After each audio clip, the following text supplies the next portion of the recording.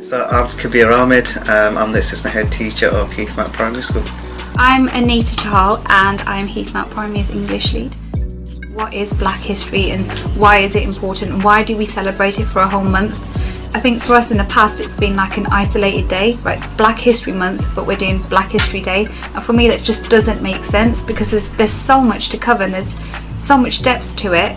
And it's not just, the history side of things, it's like, as you said, the achievements and what lessons can you learn, and you think about the key messages that all of, those key figures gave, and you're putting those together. So I think for us, it's more pushing that across. I've been in the school for 5 years and we've had a lot of Black History weeks. I think just the response from the children, it's been a really, really strong Black History week because it's very much an experiential process. It's almost made history come alive. The children have had that opportunity to deepen their learning about, I would say, historical figures, and I think they distinguish the background of these historical figures. I think for them they're just looking at historical figures who are quite inspirational, and it's quite an uplifting Black History week as well. In the past we've looked at things like Windrush, and we've looked at some more deeper topics, but I think this has been an opportunity for children to learn about struggles but also achievement, which is one of our school values. What were some of the highlights of the week over this last week what you thought was really good and the benefits? I think the Year 6 session for us was really beneficial, where they sort of had the two approaches. So I think that's quite pertinent to the way the world is at the moment.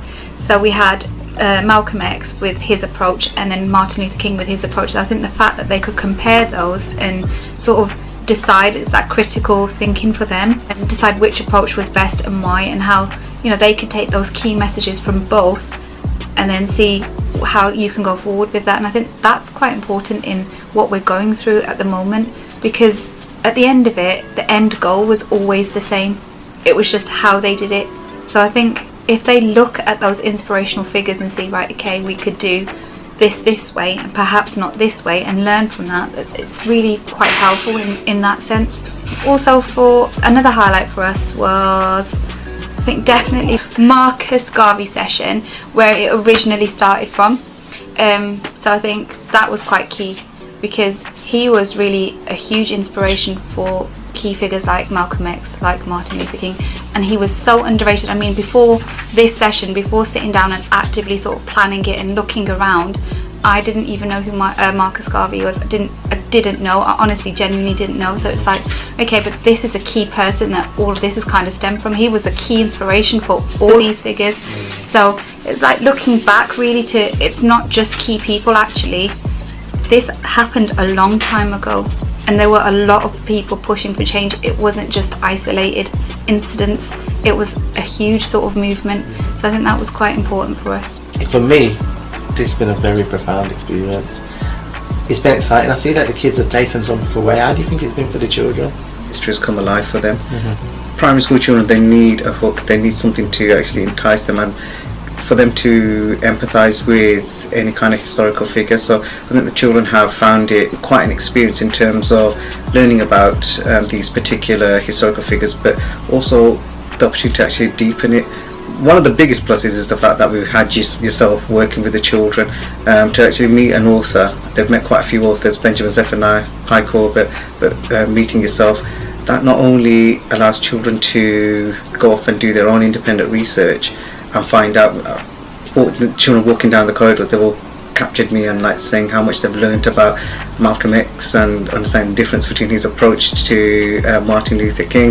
I think what the children can see is that these historical figures relate a lot to our school values of hard work, enjoyment, aspiration, respect and teamwork. And for me, that's where learning is kind of joined up for our children, and that's all we want. We want learning to be contextualised and joining it up so that they can start making connections to this complex world that we live in, but this brilliant world that we live in as well.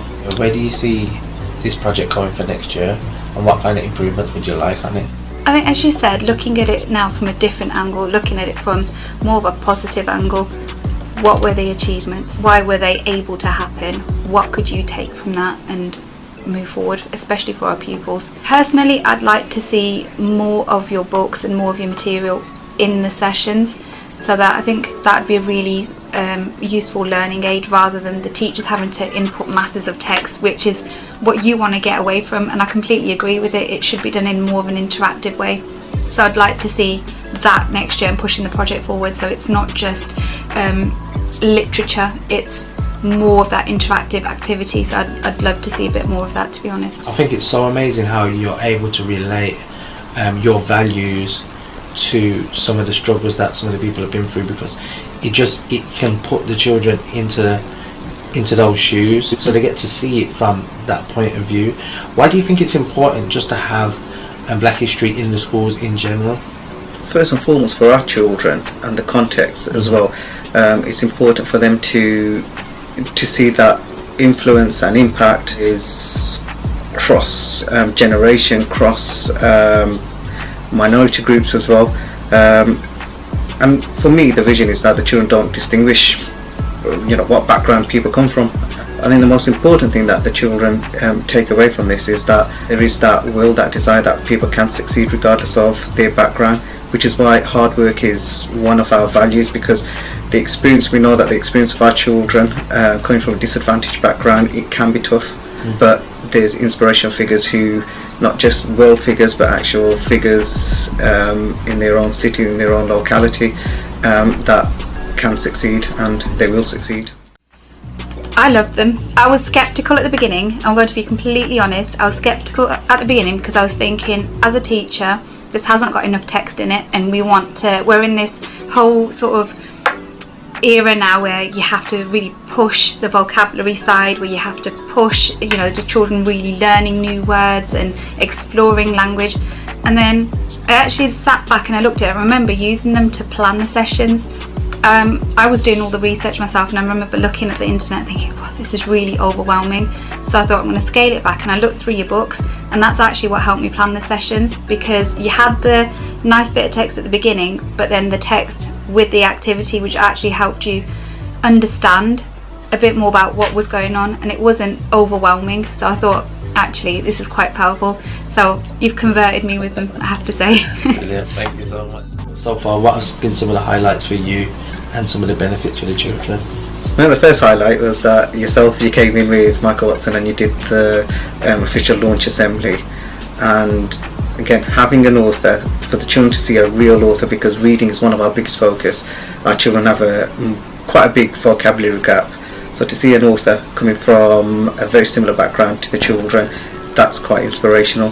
The highlight for me is that yourself and Michael have come in, and it's almost you've fallen in love with our children and how infectious they are and that desire to learn. So these reading sessions, it's been a really good opportunity for the children to explore historical figures, deepen their historical knowledge. I still have that love for learning, but learning in a fun way as well. These books are very much adapted and tailored for primary school children, and for them to be able to go back to class and explore it in more depth.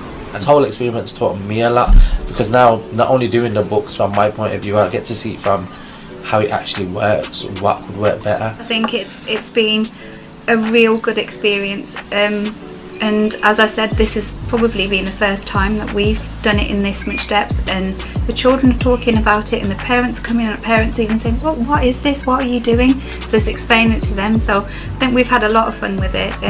We just can see absolutely its value, so thank you for your time. Going forward from here, how could things be improved, or what could be added on to what you've done this week if you was to do the project again next year?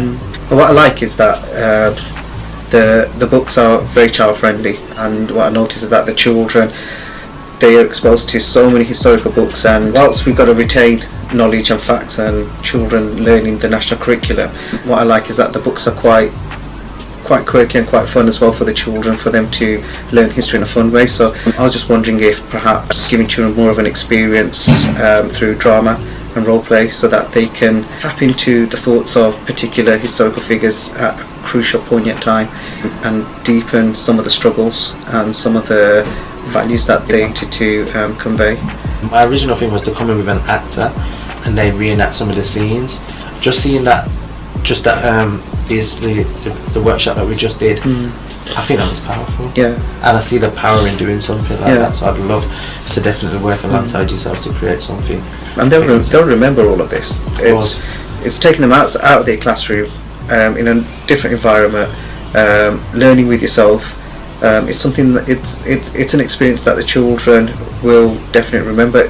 There's this big drive in terms of cultural capital, and getting our children to be more aware of British culture, but also the culture around the world as well. They talk a lot about British values, but we try to reinforce universal values, that the values in Britain is actually embodied across the world, and these historical figures that the children can see, it's a great way for them to see that the values that we've got here in school, the values in this country, but these values universal, are conveyed across generations and minority groups. I think the biggest compliment we can give you is when you walked around the school and you walked into the classrooms and they said to you, "You're amazing, you're our hero, you taught us about tolerance." And I'm thinking, we taught you about tolerance, we've been teaching you for your whole life, and then you've come in. And I think that's the difference really, when they see people like yourself who are willing to give up their time quite freely, and you've done that for them. They really see that message, and they see the importance of what you're saying more so than maybe the people who talk to them on a day-to-day basis. So what you did for them in that launch assembly, I think, really sort of opened their minds to learning more. So I think that was a great compliment to yourself. I recognised one of the girls that came in today in the session, and I remember when we was doing the tour around the school, she was the one who was like, "Oh, you was right. You can do bad things and then change them into good." You can right your wrongs. Yeah, you can right your wrongs. Yeah. That's what she said. You can right your wrongs. Because I righted my wrongs. I was saying, for me, this is rewarding itself. It kind of makes everything.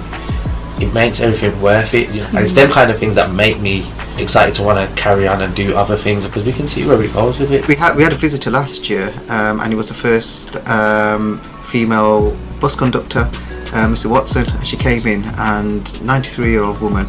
I've never seen the children sit so quietly just to listen to her stories when she came from the Caribbean. She didn't talk about struggle, she talked about her ambition, and it was very current as well, like women getting themselves into prominent jobs as well, and they were really inspired. But essentially, I think for our children, the way they interact with history is that they love a good story, and historical figures have got amazing stories, and it'd be great for children just to sit and just listen to their stories, and then eventually they can carve out their own stories. And children need to see that. They need to see people aspiring, people in successful positions, but just not necessarily high profile, but in the community as well. Their parents are successful. To be a successful parent is probably the biggest achievement through those family values.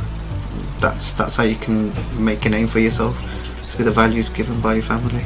Thank you very much for having us, and thank you for spending the time at Heath Mount, and we want you back again and continue working with the children. We're happy to work with you as well. They are amazing children, and they love visitors, and they're very welcoming as well. But above all, they want to just learn, and thank you so much for teaching our children about these historical figures. We didn't mention the teachers as well. The teachers are very, very inspired, and they want to continue. Got a member of staff who's written a whole play script and wants to do an epic in terms of the struggles of Harriet Tubman, which is good. Giving them that experience and contextualising it is something that we want to employ a bit more. I'd just love to work alongside you, because I think what you've got can definitely be an example to the whole of the country, if not the whole of the world. Yeah. So thank you very much. No, you're welcome. Thank you. Thank you. Thank you very much. Thank you for your time. Pleasure. We really appreciate it.